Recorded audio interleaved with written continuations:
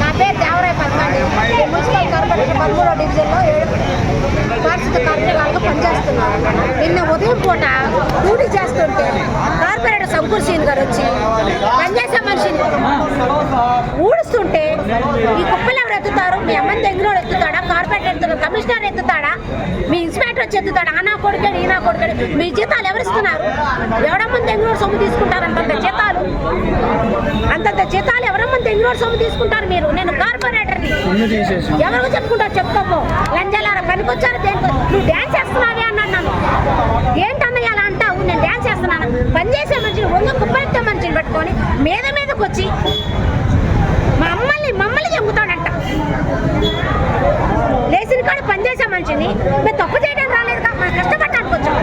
మా కష్టానికి జీతం తీసుకున్నాం, ఎవరి చేతులు తీసుకోవట్లేదుగా.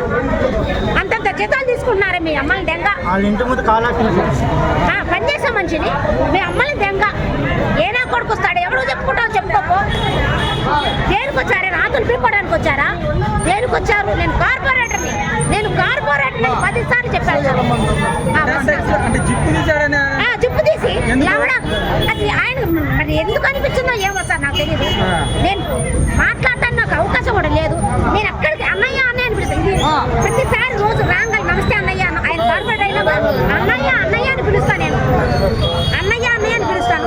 అయినా కూడా అన్నయ్య అని పిలిచిన ఇది లేకుండా నోటికి వచ్చిన చెడ్డ బూతులే. అమ్మలు అక్కలు దెంగ, లంజల్లారా, బాకీ లంజల్లారా, అట్టాట్ లంజల్లారా అని అంటాం. మేము చేసే పని అదే కదా. మేము లేచి ఉదయం నుంచి సాయంత్రం వరకు పనిచేసేవాళ్ళం. మేము మళ్ళీ వచ్చి అదే బస్సులో పనిచేస్తున్నాం. మరి మా గతంలో 2-3 సార్లు జరిగింది.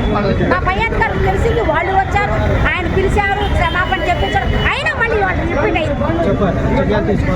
ఆయన మీద మీరు ఏం చర్యలు తీసుకుంటారో మరి ఒక ఆడ మనిషిని లేకుండా 10 మంది తిరిగే రోడ్లో